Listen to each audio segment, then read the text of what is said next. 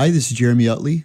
I'm the co-author of Ideaflow, the director of executive education at the Stanford D.school, and a general partner at FreeSpin Capital. And you're listening to Experiencing Data with Brian T. O'Neill. You're now experiencing data with Brian O'Neill. Experiencing Data explores how product managers, analytics leaders, data scientists, and executives are looking at design and user experience as a way to make their custom enterprise data products and analytics applications more useful, usable, and valuable. And now, here's your host, the founder and principal of Designing for Analytics, Brian O'Neill. Welcome back to Experiencing Data. This is Brian T. O'Neill, and today I have Jeremy Utley on the line from the Stanford D.school and also the co-author of Ideaflow. We're going to talk about innovation. How are you? Excellent. How are you doing?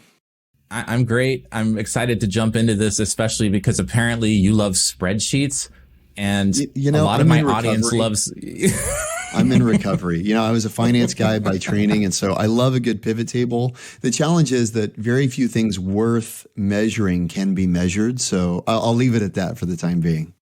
Oh, that'll be good to get into that. Yeah, you have a background in management consulting, right? And then you're an investment analyst. So for all the analytics nerds listening to the show, this is someone working in the innovation space at the Stanford D.school, which stands for design for some of our audience that doesn't know that. So I think talking about how you've made that transition is going to be really interesting. And my first question is, there's a time and a place for analytical thinking, but when you're an analyst or a data science and you kind of live in the world of the facts, did you have to carve out space in your head to think differently about this, or mode switch to maybe get out of the analytical thinking sometimes in order to do the type of work that you're doing now? Talk to me a little bit how you think about that. Yeah, I think it's really a matter of knowing when what is appropriate. And one of the big advances, I think, of the design schools, design thinking methodology is bringing a little bit of explicitness to what mode is going to help us in this moment. And broadly, Amy Edmondson talks a lot about this with psychological safety, is you have to have shared language.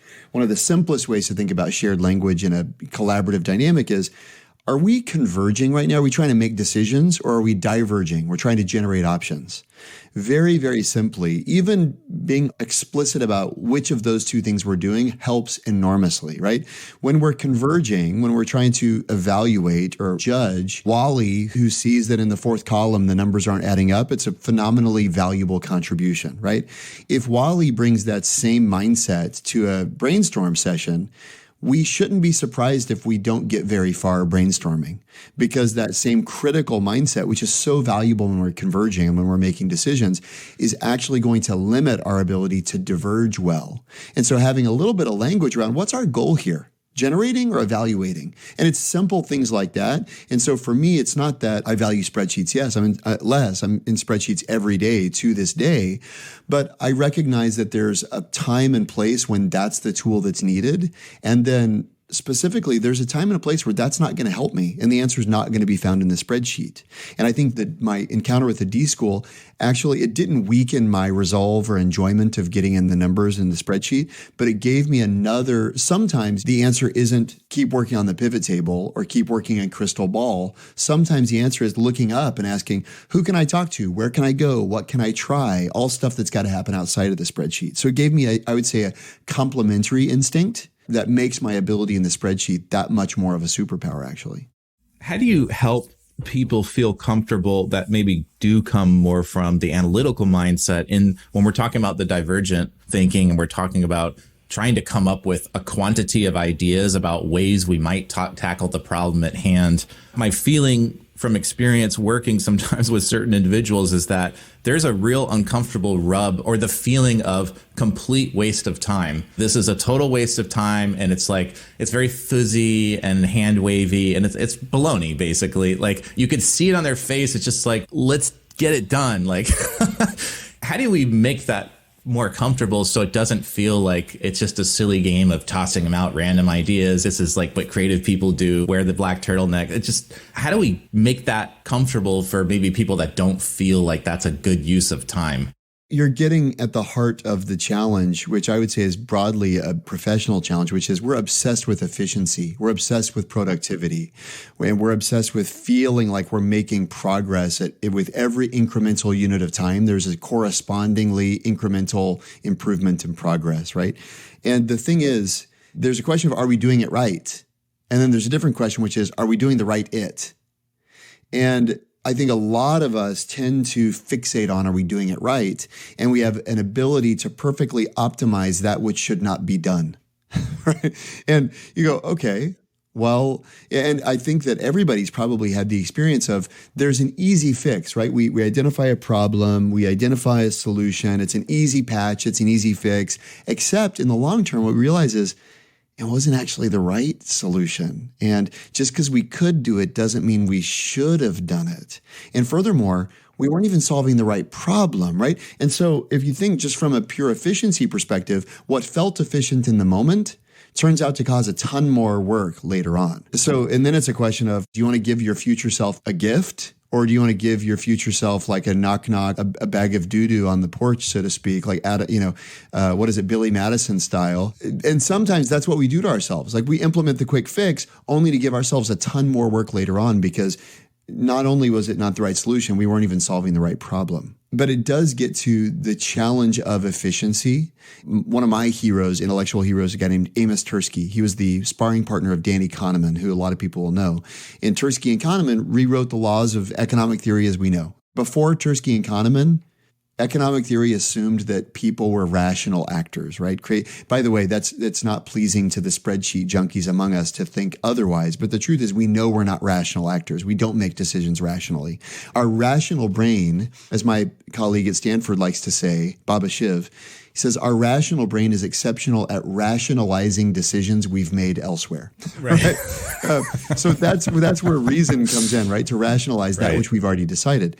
But Danny Kahneman and Amos Tversky, they devised a series of wildly inventive experiments. If you think about their work output as experimental design, as experiments that yielded incredibly unexpected and counterintuitive data, what they were doing, their work product was really designing these wildly inventive experiments. And somebody asked Tversky once, how did you guys do it? How did you design such incredibly inventive experiments? And here's what Tversky said. He said, the secret to doing good research is to always be a little underemployed. You waste years by not being able to waste hours. And he was referring to the fact that he and Kahneman would take these ambling walks around Hebrew University's campus there in Jerusalem where they were up-and-coming stars. And people in their department look out the window from their dusty textbooks going, those whippersnappers aren't working. And what they were doing is rewriting the fundamental laws of economic theory. But it didn't look like work. It looked like play. Albert Einstein, when he's stuck on a really difficult physics problem, what his wife and his son both noted in their memoirs is he would pick up his violin. And he was a big fan of Bach concertos. And they would hear the violin clatter to the floor at times, and he'd scramble to his desk going, I've got it! Frantically writing something down, right? Is the violin a distraction or a weapon?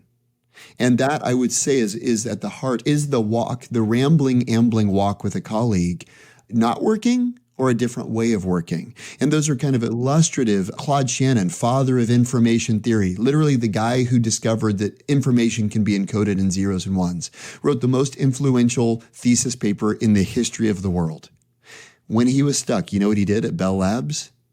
He would get on his unicycle and juggle. You cannot make this stuff up. Okay, it's like stranger than fiction. And the point is, we admire E equals MC squared. We admire information theory. We admire confirmation bias as these phenomenal conceptual work outputs. And we discount the violin and the weird kind of unicycle juggling and the coffee break. And we don't see the connection between those two things. And for me, I think a vendetta that I have is against this wrong placement of this exaltation of efficiency as the end-all be-all. Innovation is not efficient.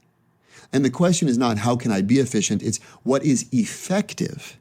And effectiveness oftentimes when it comes to innovation and breaking through doesn't feel efficient. It's funny you mentioned that. I think that changing the environment is a great way. I mean, I guess, a personal story on this. Like, I'm also a composer, and I remember I was arranging Gershwin's piano preludes for my quintet, and I was kind of stuck on, there's 3 preludes. I was stuck on the second one, and I didn't want to just basically take the piano parts, arrange them for the quintet, and record them.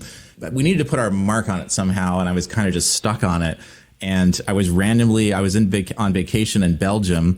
I think it was, I can't remember, but we were on a beach, and it turns out it was the international sandcastle competition was going on. So this giant tent. Good.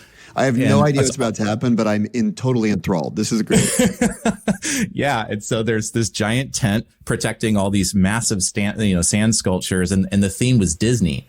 And so I'm walking through, and it takes you through all the movies and stuff. And some of these things are 20 feet tall, these giant castles and like scenes from The Little Mermaid and all of this.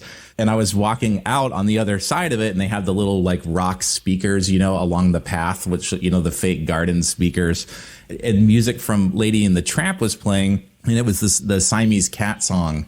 And so I immediately had this idea. It's like, well, these piano pieces that Gershwin wrote were originally written for as recital closers or encore pieces or something like this. And I'm like, what if we imagine like a cat fight, 2 cats fighting inside of a grand piano, like during a recital? Like, what would that sound like? Because we're also jazz musicians and thinking about improvisation. So that kind of got written into the tune, is that you're supposed to imagine like you're listening. Because it's very slow. The second prelude is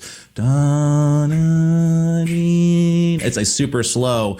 All of a sudden there's like, it starts to break down, and it turns into this, it sounds like free jazz from the 60s. And that's the cat fight. And it would not have come had I not just been randomly, I had the space in my mind. I wasn't planning on doing anything. And I really rely on that free space and free thinking time for new stuff to come to me. And if I'm working all the time, designing stuff, if you're always doing all the time, it's hard for me to open up the space to do that. And I don't know if that's just chance or how other people work. I mean, I've read that other people also feel like you need that boredom time for the other part of your brain to take over a little bit and like occupy space. So the thing is, I would submit to you, anyone who's broken through has a story like that they feel the need to apologize for.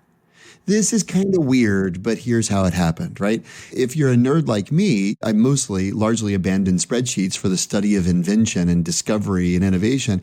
And what I found is the weird stuff is not the exception, it's the rule. And yet, as a rule in our lives, we don't want to do the weird stuff. And getting back to your question about idea generation and brainstorming, we go, this feels weird. And you know what I say? Exactly.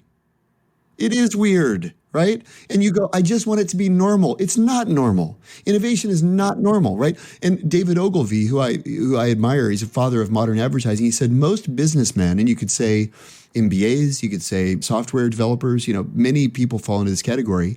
Most businessmen are incapable of original thinking because they cannot escape the tyranny of reason.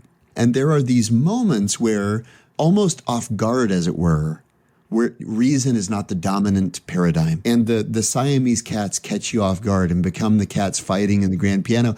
And it's the unreasonable thing that's the breakthrough. And yet we go, okay, well, now let's get in everybody file in the conference room, and we're just going to have very reasonable, straight up the middle, good ideas. And you know what? Preferably before lunch. Somebody set a stopwatch, right? We go, okay, is it any wonder that as we say in the book, no breakthrough starts with a shrug? And yet, most of our efforts it's just like, okay, whatever, right? One of my other favorite quotes is Arthur Koestler, the Hungarian philosopher. He's got a fantastic book. If you just have like a month off, read it. It's called, after you read my book, it's called The Act of Creation. It's a fantastic book. It's 700 or 800 pages long. I had COVID before the vaccine, so I had plenty of time on my hands, so I read it. But anyway, I don't recommend that. But one of the things that he says, he defines creativity this way, and he's studied it across domains and centuries. He said creativity is the collision of apparently unrelated frames of reference. And that's a beautiful definition. The operative phrase there being collision, of course, but the other being that which is apparently unrelated. And what we don't like in our hyper-productive, hyper-efficiency-oriented view of problem solving is we have no space for that which is apparently unrelated. What's the relevance? What bearing does it have on the problem? If you're sitting in your den trying to resolve this quandary you've got with the sonnet or the piece that you're working on, you never say, you know what I need? I'm going to go visit a sand sculpture Disney exhibit and listen to some crappy, Disney music on tinny speakers. If you said that to your friends or your wife, they'd be like, are you taking drugs? Like, what are you talking about? And yet, it's that which was apparently unrelated that ushered in the breakthrough. When you recognize that, and when you study it and you see this kind of pattern recurring across history and across domains, as I have, that's actually what led to the book is there's some mysticism here it's not mystical. And there's some mythology here. It's not mythological. The way the brain works, we actually understand it. The way breakthroughs work, we actually understand them. The difficulty is it challenges our definitions of efficiency and professionalism and all of these things. And yet we wonder in our highly efficient and highly professional environments, why aren't we breaking through more? Our perspective is, well, that's part of the point. We actually have to redefine what work looks like if we want to be ushering in breakthroughs more routinely in this era. I feel like this gets lip service, though, a fair amount, and especially in large organizations. Executive managed, we want this thinking and we need this, yet they don't carve out the space and the time to allow for that and the waste, quote, that goes with it. I actually want to ask you a little bit about maybe how to navigate that, particularly if you're, say you're a VP or you're a director and you know that your team needs to be doing this kind of work and the org says it wants to, but it's also running its efficiencies. And how much will it cost? And when will we see something for this investment? And what's the value? How do we negotiate that? But before we do that, I want to jump back to this definition of creativity and ask you, do you have discrete definitions for creativity versus innovation and how we think about those two things? Are they interchangeable or are they different? No. I mean, probably my favorite definition of creativity comes from a seventh grader in Ohio. Not Arthur Kessler, despite my love for Kessler. But and I wish I knew her name. I don't know her name even, but she wrote it on the Post-it note, and a friend of a friend took a picture of it, and it got forwarded to me almost like by telephone. Her definition of creativity is doing more than the first thing you think of. I think that's a phenomenal definition. One, because it has no reference to the arts, which is great because creativity is way too overly associated with the arts, which drives me crazy. Creativity is basically the art of solving problems, right? It's doing more than the first thing you think of. And the reason that is so profound to me is it speaks to this cognitive bias that plagues us all, which is called the Einstilling effect. First demonstrated by Abraham Lutyens in 1942, subsequently validated by people like Carl Duncker and researchers at Oxford. And basically what they demonstrate is when we identify a solution to a problem, two things happen. The first is we cease the search, despite the fact that there's no evidence that the first solution that comes to mind is the best. In fact, there's evidence to the contrary. The second interesting thing is if prompted to look for better ideas, we're blinded to better ideas. We become fixated, and even experts will say they've studied expert chess players, for example, and using eye tracking software, they identify a move and the proctor will say there's a better move available to you. An expert will say they're looking for it, but what eye tracking software shows is they just keep going back to the move they've already identified. And this, I call it the anti-Einstein effect, not the Einstilling effect, because our tendency to fixate on early solutions is what keeps us from breaking through. So this definition that creativity is doing more than the first thing you think of is it's a profound definition far beyond the years of a seventh grader because it speaks to what's difficult for all of us, which is Ari Krulowski was a Russian psychologist, I think, who identified that one of the most psychologically distressing phenomena we experience is admitting we don't know. So we're always seeking what he calls cognitive closure. And one of the easiest ways to arrive at cognitive closure is to say, we have a brainstorm, and then the first passable idea, we all go, let's just do that. Somebody slit the Gordian knot, right? We're good. Can we all, because my kid's school just called, I got to go pick her up early. Think we're good here, right? Because nobody wants to leave something unresolved. And so to me, that's the definition of creativity, doing more than the first thing you think of. Now, creativity is essential to innovation. One of my colleagues at Stanford, Bob Sutton, innovation is creativity plus implementation. So there's a lot more that has to be done for something to yield an innovation. But ultimately, every innovation starts as an idea. starts as a solution, which starts as an idea. And when you understand what ideas are, we haven't talked about that, perhaps we could, but what is an idea? How do they come? How do you court them? Do you have to be the victim of a breakthrough? Can you perpetrate a breakthrough? When you start to understand what's happening in your brain, then you can actually start to bend the odds in your favor of breaking through and innovating more. Not that they're synonymous, but one is necessary to the other.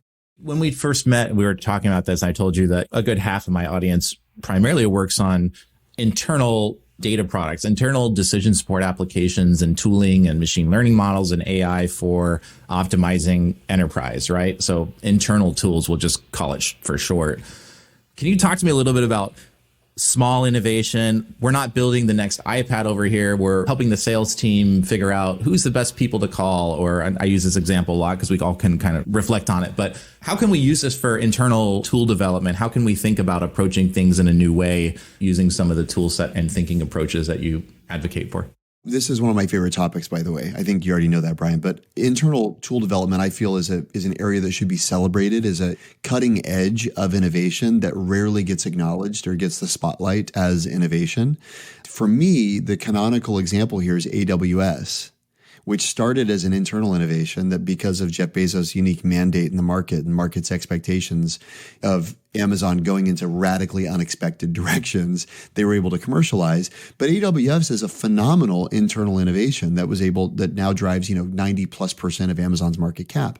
These kinds of products are phenomenal innovations, and they come from a deep understanding of a real problem or a real pain point, right? We talk about it since the 1960s at Stanford.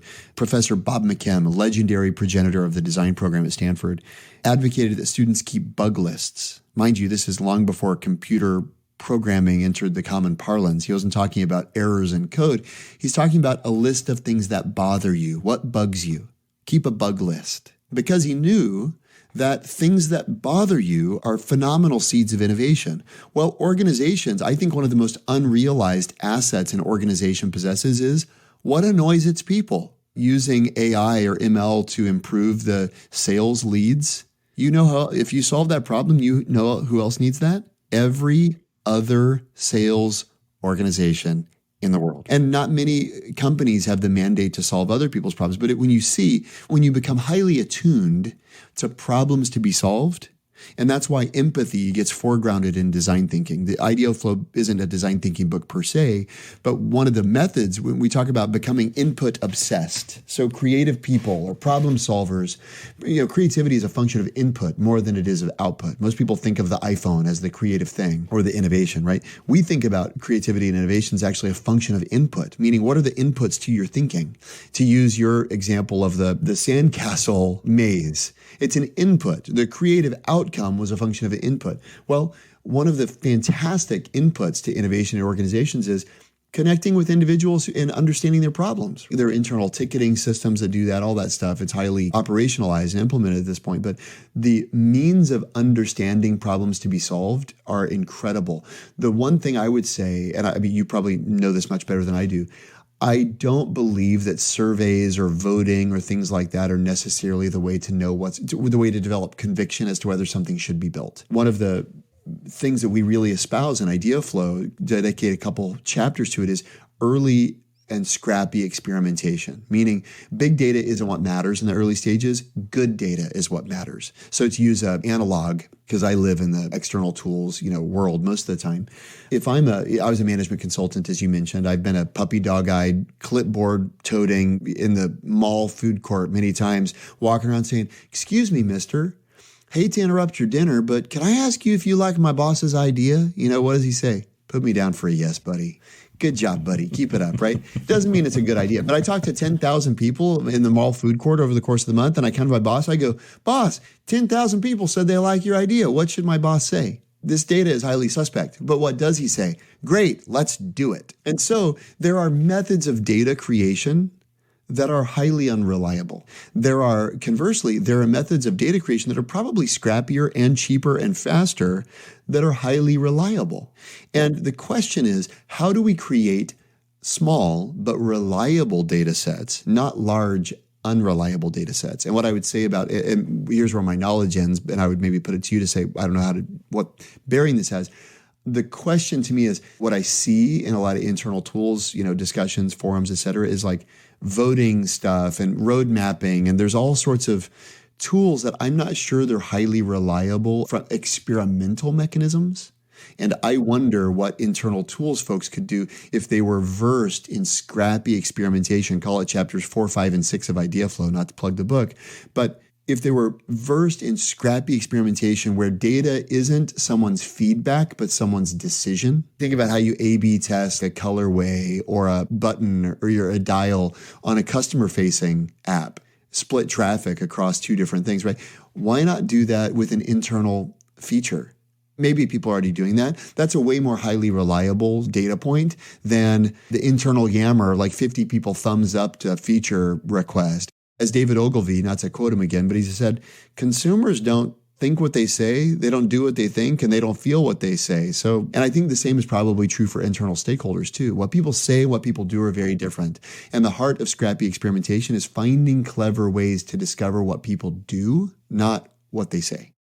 I just gave a keynote for a conference, a big data conference. And one of the ideas that I try to communicate in my own work as a designer trying to help the data product leadership community is this idea of sketching and prototyping, not necessarily the kind of, so designers use sketching as a way of doing low fidelity work to get learning cycles accelerating, right? So we're getting feedback early. You're avoiding the sunk cost bias and loving the first thing that you fall in love with. You want to make it easy to throw it away. And that's part of the thing. So my challenge for the audience is, what's the sketching equivalent of developing an API? What's the sketching equivalent of designing a machine learning model?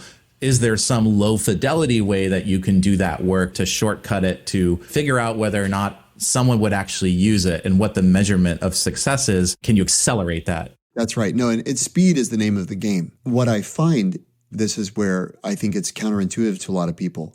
At Stanford, we have t-shirts that say, talk nerdy to me. So let's talk Bayesian statistics for a moment, a priori probabilities. What's the a priori probability that any solution is the right solution or any idea is a good idea? It's exceptionally low. You have to be exceptionally arrogant to think that most of your ideas are good. They're not. That's fine. We don't mind, because then what's efficient is actually to generate a lot. By the way, a lot becomes efficient when you know your a priori probability is low. Take as what I find interesting is teams that embrace rapid experimentation as the means of learning. You know what they learn really quickly? We need a way more robust ideation practice. Because when we start deploying experiments more rapid, before it took us 10 days to learn this was a bad idea. As Mark Randolph says in his book, That Will Never Work, about Netflix, it used to take us 2 weeks to learn we had a bad idea. And then we learned in a week we had a bad idea. And then it took us a day, right? If you're accelerating the pace at which you learn your ideas aren't good, which is the first step to innovation, not to realize you have a good idea, but to realize which ideas aren't good. If you're accelerating that, if you aren't also ramping up the backlog of other ideas to test, really quickly you run, it's like, wow, we have this ability to experiment. Our problem is we don't have any more ideas to test. And so to me, it's this amazing realization of the complementarity. A robust experimentation practice demands a rigorous ideation practice as well. Do you need certain skill sets to do this work? If you're like, okay, I'm sold, like, let's try this. Is upskilling a team of people that don't do this work the best way to get going? Is it bringing in talent? Is it working with designers? Like, how do you recommend an organization that maybe is coming more from that analytical space and analytical thinking, like a data team or a data science team? How would they get started with this and not bail on it too quickly? Like, because it doesn't work. No, it's a critical question. I think ultimately you have to think in terms of capability, not event. Right? Most people, when they think about innovation or the epiphany, the light bulb moment, everything's moment based, right? The hackathon, the sprint, the workshop, the light bulb moment. What I would challenge folks to do is think in terms of capacity, ability, practice. It's radically different when you think in terms of practice, right? When you think about your pianist or your composer, if you stop doing your scales, your skills degrade quickly, right? If you're a swimmer, if you stop swimming laps, you lose your edge. What is someone's innovation practice? For most people, it's nothing. I don't have a practice. What are you talking about? Innovation practice? Which is a problem, right? So if you think about a capacity or an ability, you would never say you're healthy if you're eating junk food all the time. I had a salad last week, but people say they're innovators because they participated in last quarter's hackathon or they updated their LinkedIn. They got a badge. It's like, well, That's not how you approach any other capacity. You are constantly nourishing it. And we talked earlier about how executive teams and leadership teams are hyping innovation. It's critical, and yet it's so undernourished as a capacity. They don't afford any space or any time. That delta is actually a real problem. The hype and the emphasis it reaches as a buzzword, the neglect it experiences as a capability. So with the question I think you're ultimately asking is, how do we develop the capability in our team? And it's create small practice opportunities and recognize that practice is itself valuable. Charles Lim's a MIT researcher who does MRI scans of the brain. And you'll appreciate this. He studied jazz musicians and he studied hip hop artists. You know what he found is as he studied jazz musicians who were entering kind of true improvisational jazz, where they left and he would do things where he would have them do learned pieces and then depart, etc. What he found is he did fMRI scans of the brain, same for freestyle hip hop artists. There was a precipitous decline in blood flow in the area of the brain responsible for judgment. They basically turned off the self-censor. So here's a question. Where's the space or time where teams are encouraged to turn off judgment? It's a very simple thing, right? It's not, and by the way, just if I'm a runner, if somebody says they're a runner, you don't think, well, you run 12 hours a day. How do you have time for anything else? No, I go on a run like 20 minutes a day and I'm a runner. It's something I do, right? Okay. What I'm not advocating is willy-nilly, free form, total abandonment of all scientific laws and principles all the time. What I'm saying is there 10 minutes a day? You go, guys, I know our instinct is to judge. Let's try to enter that fMRI scan where the blood flow just stops to that region. If you carve out these times, we talk about in the book about having individually what we call a daily idea quota, where the basic principle there is simply, instead of looking for the idea, you look for lots. Can be to anything, right? What should the subject line of this email be? How do I open this presentation? How do I deliver this piece of feedback? How do I write this line of code? How do I engage this internal stakeholder? It doesn't matter. My default orientation is to look for the answer, but very few of the problems we're trying to solve have one right answer. Most of them have hundreds of possible answers. And yet, again, we tend to fixate. So by deliberately flipping once a day, again, it's like touching your toes. It's not, you don't have to do yoga all the time to stay flexible. Most people wonder, man, why do I keep pulling a hamstring when I go to the company sprint? Well, you never stretch. Are those Cheeto stains on your shirt? No wonder you pulled a hamstring. You've been eating Cheetos. You haven't stretched, right? These are simple things you can do where every day you go, instead of looking for the right answer, even if I know I need to get to the right answer, I'm going to try to come up with 10. I wrote a little chat bot. You would laugh at it because it's so rudimentary, but like a little kind of interface just to help me do it because I know every day I want to practice this. I kid you not, the other night, true story, personal story, hashtag VH1 storytellers here. My kids broke a 114-year-old window in my house. Okay, our house was built in 1908. And the bathroom window, after the 1,000th time they've slammed the door when we asked them not to, window shatters. And there's a pickle as a father. What should the consequence of this be? It's irreplaceable. They've clearly disobeyed for 1,000 times. What do I do? And you know what I did? I did an idea quota. And you go, well, what does that have to do with innovation? It has everything to do with it. I need to stretch. I need to flex. This is a problem that has no right answer. There's no objectively right answer to how to respond. I joked. I told this I actually did a keynote in Napa last week, and I mentioned this story, and one of the executives there goes, there would have been 2 holes in the window. One that they made, the other one where I threw them through the window. Afterwards, he said, you were way more cool-headed. You treated it as an innovation opportunity? I just would have thrown my kid through the window. But you know what was amazing, Brian? The 10th idea that I pushed myself to come up with was actually legitimately a breakthrough. I kid you not. I'm still surprised by it, right? But the point is... You want to tell us what it was? Now I want to know. Yeah, for me, it was a breakthrough. I say everything's relative, right? But, you get through like the first 5 or 6 are like spank them, ground them, take away their devices, all the kind of usual suspects of consequences. 10th idea... I have 4 daughters, the two bigger, 2 littler. Have the 2 bigger girls prepare a lesson to teach the little ones why our household rules are not arbitrary. How interesting to have to take ownership over the rules. And in the moment they've realized, whoa, we've slammed the doors a lot. And my parents keep saying to not slam them. And look what happened.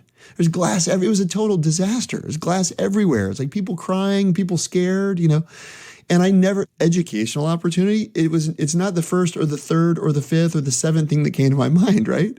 But because I had a quota, and that's Edward de Bono talks about the value of having a quota is you don't latch on to good ideas because your goal isn't good. Your goal is a number. And I had a number in mind. And that made it. So anyway, all that to say, I still practice this stuff too, but there's simple mechanisms as a leader, and even and you have to take individual responsibility for it, just like your physical health. You have to take personal responsibility for it. And as a leader, I think you should attend to your team's creative health. But it doesn't mean that you've got to go to like Zen Buddhist centers and go on silent retreats and like hire painters. It just means, are there times where we all are thoughtfully turning off the sensor as a fundamental starting point, orienting around volume, quantity rather than quality, just for a little bit of the time? Not that we're going to implement insanity, but we just want to play with this. What happens when we reduce the self-censor? What happens when we reduce the instinct to censor one another? That's really valuable. My friend John Cassidy, he's written a bunch of these guides, the Klutz Guide to Juggling, for example. You may have seen it. It's a great gift. Holiday gift guide. This could be our holiday gift podcast. But the Klutz Guide to Juggling is a great book, right? It comes with 3, really nice juggling balls. The whole first chapter. I don't know have you read it? I have not, no. Okay. A lot of people I talk to have. I didn't know it was so popular. Is this like the how to catch, or you practice catching, not throwing or something? Or is it? You throw the ball and you don't catch it. You let it hit the ground. You don't catch it. Yeah. I think I've heard about it, but I have not read it. Over and over. And like you turn the page, do it again, turn the page, do it again. And I said, Cass, I saw him actually the other day at a restaurant, cafe locally. I said, Cass, why the whole dropping route? I get it. Ball's got to drop. He said, no. You don't understand. If you don't learn nothing happens when the ball hits the floor, you can never learn how to juggle. And to me, it's a really good metaphor. Teams that don't learn, nothing happens when they have a bad idea. Literally, the world does not end. They don't get fired. They don't get ridiculed. Now, if they do get fired or ridiculed, that's a leadership problem. But if they never have the experience of the ball hits the ground, you go, oh, wow, nothing happened. Well, I guess I could throw out another bad idea. Steve Jobs would sit down with Johnny Ive, Sir Johnny Ive, every day in Johnny Ive's memorial address at Steve Jobs Tribute. And he said Steve would sit down and every day he'd say, hey, Johnny, I want to hear a dopey idea. And Johnny said most of the time they were pretty dopey. In fact, sometimes they were truly terrible. But every once in a while, they take the air out of the room and leave us breathless in wonder, right? And the point is, where's the space for dopey ideas? Every once in a while, they trigger something amazing. When people go, I only need really great ideas, they'll only have mediocre ideas. Because ideas are like all natural phenomena. They fall in a normal distribution, right? And variation is, you get to choose the variation. You don't get to choose that it's not a one-sided distribution.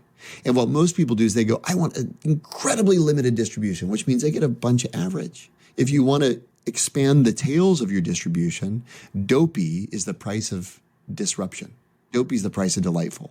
In most teams, though, you get punished for dopey. And that's something that if you really want to create space for divergent, collaborative idea generation, you got to make the space for the dopey. Again, not because you're implementing the dopey stuff, but because you recognize it's the dopey stuff that actually leads to the delightful stuff. I'm going to summarize something. One of the core tenets here is a volume and quantity of ideas, not necessarily good ideas. That's maybe one of the metrics if you want to try to measure what's going on, is simply understanding if you run a team, when my team comes to me with, quote, the solution, show me how many things you didn't try so I know at least did we go through the gauntlet of trying multiple things before we settled on an implementation. But that also requires ownership of the problem, right? Not ownership of someone asked me to make this thing for them. I don't know why, but I'm going to make it. To me, you've already cut off. There's no reason to do innovation or to generate ideas because you're in responsive mode. There's no sense of ownership of the problem. So a prerequisite to me is that the team feels like they actually own the problem space and not necessarily the solution or instruction given to them, which was go make a machine learning model that will predict X without knowing why and who it's for and why that person needs it and what would be the hurdles to them wanting to use it. Instead, it's figuring that part out, then coming up with a bunch of ideas, of which one of them maybe is a machine learning model and maybe it is not. Yes. Am I tracking right with the way you're? Brilliant. It's brilliant. That's absolutely right. I would say, and I hadn't thought about it this way until you said that, but I'll summarize your summary, which is volume is evidence of ownership.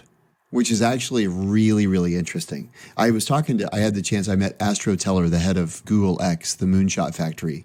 And I was talking with Astro about this idea of volume. He said, and it relates to what you're saying about leaders, he said, I always say, show me 5. I don't want to see one idea. I want to see 5.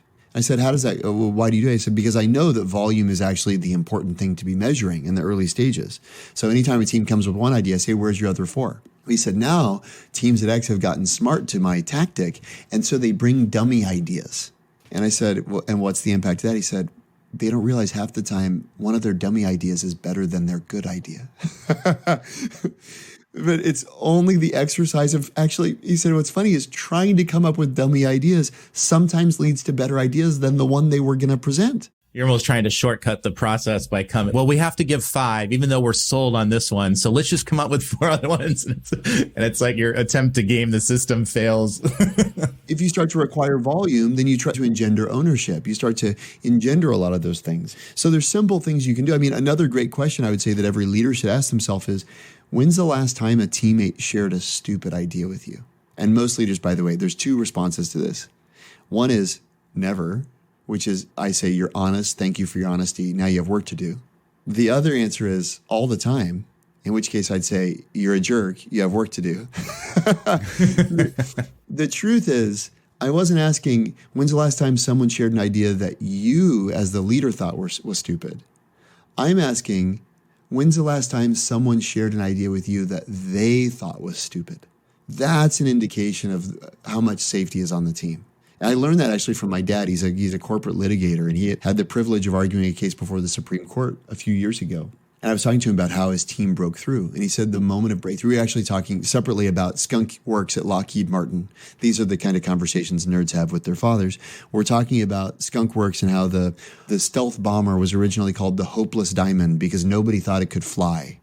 Because the kid who designed it with 1,000th of the radar signature of the next best aircraft ever was a 30-year-old kid. You know, he wasn't older than the slide rules most of the aeronautics guys had. And I was talking about the value of a fresh perspective. And I was asking my dad, have you seen that in your work?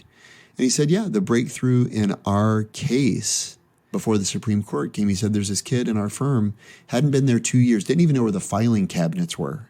And he said, one day he came in my office and he shut the door and he said, Mr. Utley, either I'm about to say the dumbest thing a lawyer has ever said, or I think I just figured out how we're going to win this case. And my dad said, that bonehead who doesn't even know where the copy machine is figured out a way for us to win the case before the Supreme Court of the United States. And my question to my dad was, Dad, you've been there 30 years.